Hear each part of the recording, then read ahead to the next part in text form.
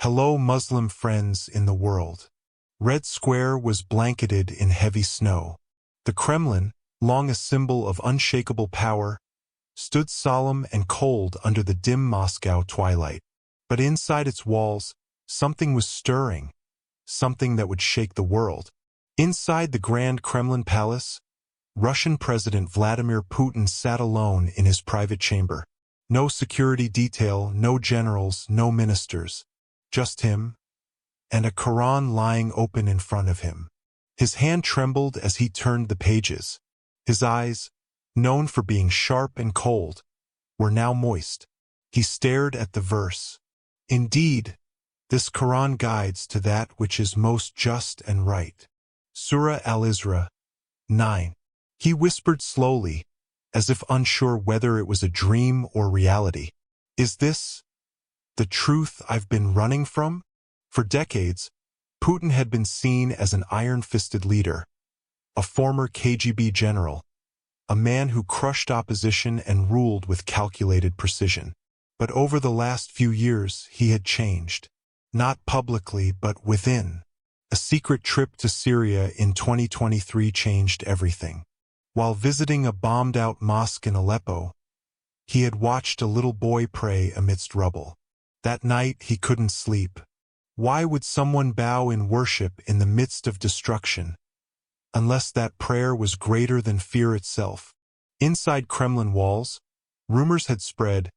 Putin has become softer. He's studying Islam. He no longer attends Orthodox liturgies. But no one dared speak it aloud. Until that night, Putin fell into deep contemplation. The sounds of the Quran, which he used to hear only in political briefings about Muslim threats, now echoed like an arrow piercing his soul. At exactly 2:37 a.m., he rose from his chair, fell to his knees, and prostrated fully. No imam, no witness, no camera, only Allah and a soul breaking free.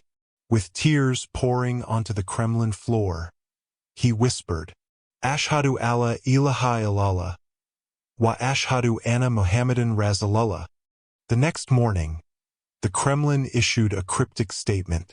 A historic announcement will be made today at noon. Russia held its breath. The West tightened its intelligence briefings. Orthodox priests waited in dread.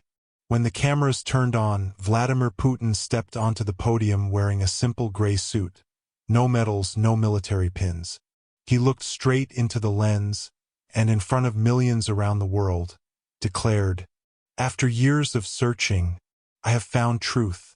I hereby testify, there is no God but Allah, and Muhammad is his messenger. I, Vladimir Vladimirovich Putin, have embraced Islam. The world froze. Some wept in joy.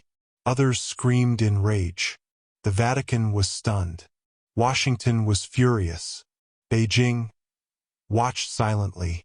But in the streets of Grozny, Tatarstan, and Dagestan, the takbir resounded from mountains to markets. Allahu Akbar! Russia has found light. That night, Putin prayed Isha with a young Chechen imam. And the world would never be the same again. News of Putin's conversion spread like wildfire across the globe.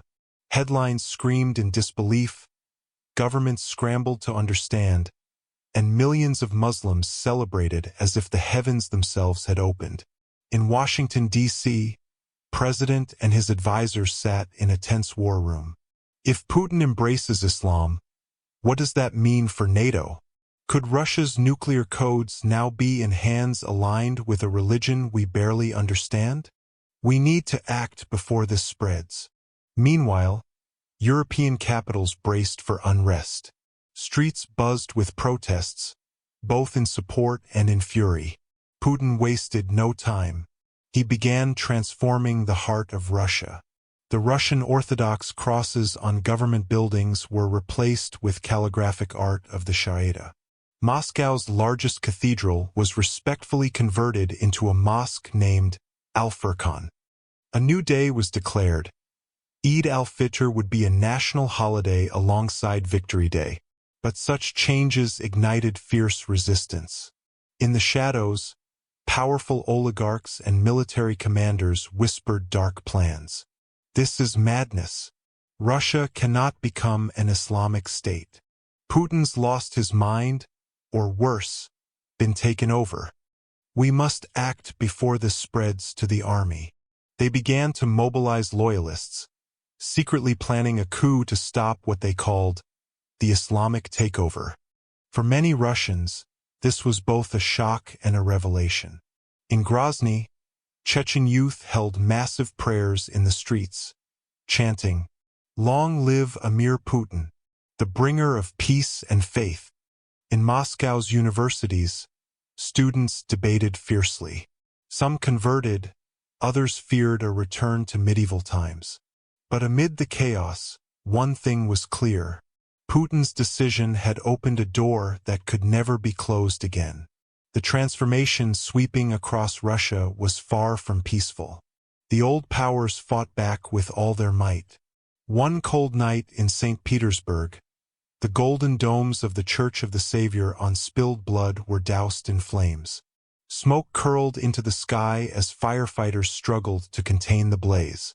No one claimed responsibility, but whispers spread quickly. This is a warning. Putin's Islam will be met with fire and blood. Putin stood before the nation on live broadcast, his face calm but his voice firm. Russia is at a crossroads. We can choose division and hate, or unity through faith and peace. Those who seek to destroy our future will be met with justice. He announced the formation of a special unit, the Guardians of Faith, charged with protecting sacred places and maintaining order. Recruited from diverse backgrounds, former soldiers, devout Muslims, and even reformed criminals, the Guardians quickly became a symbol of hope. They guarded mosques, churches, and synagogues alike, preaching tolerance and standing against violence. Meanwhile, in the heart of Moscow, the massive statue of Jesus Christ that once stood as a symbol of old Russia was torn down by crowds under the cover of night. News outlets dubbed it the fall of the cross. For many, it was a symbol of the old order crumbling. For others, a sacrilege too far. Globally, the reactions were mixed. Some hailed Putin as a visionary, a unifier of civilizations. Others condemned him as a radical. But amidst the turmoil, one truth remained. Russia was no longer the Russia the world knew. The winds of change swept across the vast Russian lands. But Putin knew that internal transformation alone wouldn't be enough. The world beyond Russia's borders was watching, some with hope, others with suspicion. Putin reached out to leaders of the Muslim world, sending envoys and messages of peace. He spoke of unity, justice, and the common struggle against oppression.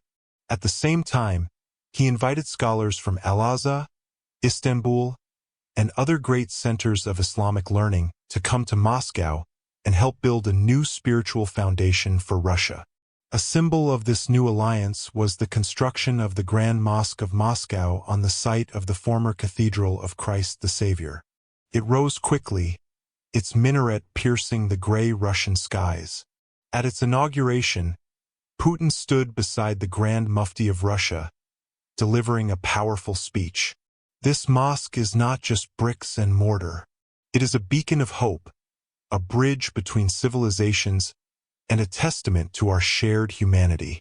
On the global stage, Putin called for an international summit, an unprecedented gathering of leaders from Muslim and non-Muslim countries alike. His message was clear. Let us build bridges, not walls. Let us choose dialogue over conflict. Let us stand united against the forces of hatred and division. Yet not everyone welcomed this vision.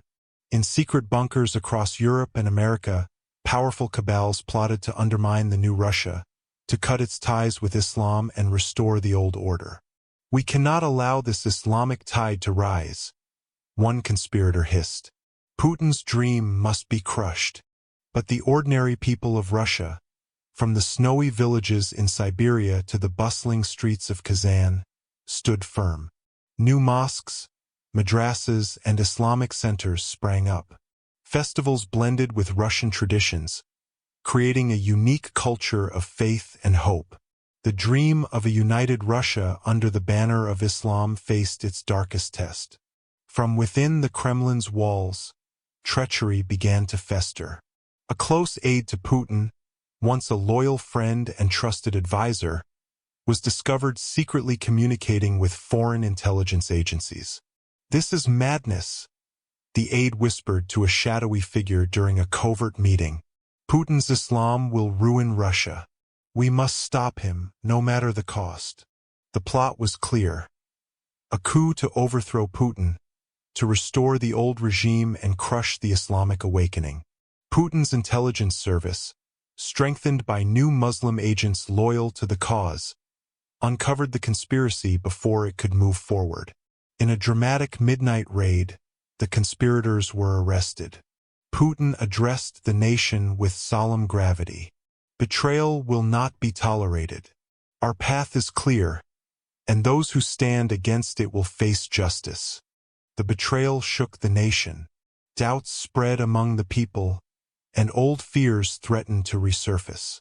But Putin remained steadfast. In his personal prayer, he asked, "O Allah, grant me strength to lead with wisdom.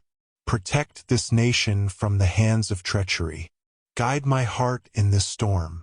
Despite the turmoil, the Islamic movement grew stronger.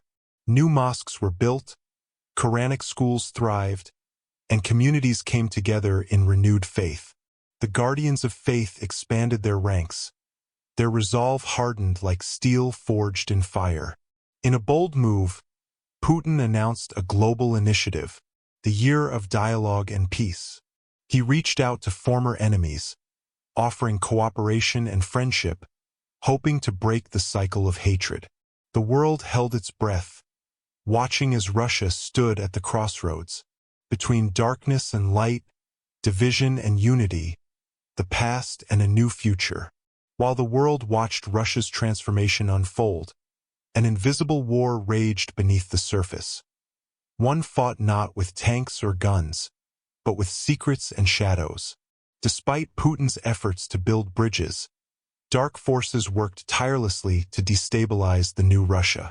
Foreign intelligence agencies sponsored underground groups, spreading lies and fear among the population. Inside the Kremlin, some old guard officials secretly plotted to sabotage reforms. The guardians of faith doubled their efforts. Their eyes were everywhere, monitoring suspicious activities, protecting leaders, and rooting out traitors. Their motto echoed through their ranks: "Faith is our shield. Unity is our sword." In Kazan, a young scholar named Amina began teaching Quranic sciences to youth, inspiring a new generation to embrace knowledge and peace. Her students formed a quiet but growing network, spreading messages of tolerance throughout Russia's diverse regions. In solitude, Putin pondered the challenges. The path is never easy. Every light casts shadows. But as long as our faith burns bright, darkness will never prevail. He often visited the Grand Mosque, finding solace in prayer and counsel from the elders. Meanwhile, global opinion began to shift. Countries that once condemned Putin now reached out, intrigued by his vision of peace and unity. Diplomatic doors opened slowly, cautiously. A new chapter in international relations. As Russia's transformation deepened, opposition forces grew desperate, their plans growing bolder and more dangerous. In the shadowy corners of Europe, a coalition of extremist groups allied with disgruntled oligarchs and former military leaders began to coordinate. Their goal was simple but deadly: to assassinate Putin and plunge Russia into chaos. On a cold winter's night, as Putin attended evening prayers at the Grand Mosque, explosions rocked the city center. Mosques and markets were targeted, innocent lives lost. Panic spread like wildfire. The guardians of faith sprang into action, securing key locations and protecting civilians. Their leader, Commander Rashid, delivered a stirring speech. "Tonight we face darkness, But we will not bow. Our faith, our unity, will light the way. In the aftermath, Putin appeared on national television, his voice steady and resolute. Terror will not break us. It will only make us stronger. We will rebuild. We will stand united. And we will continue on the path of faith and justice. International leaders condemned the attacks, some offering aid and support. The world was watching a Russia transformed, a Russia that would no longer be ignored.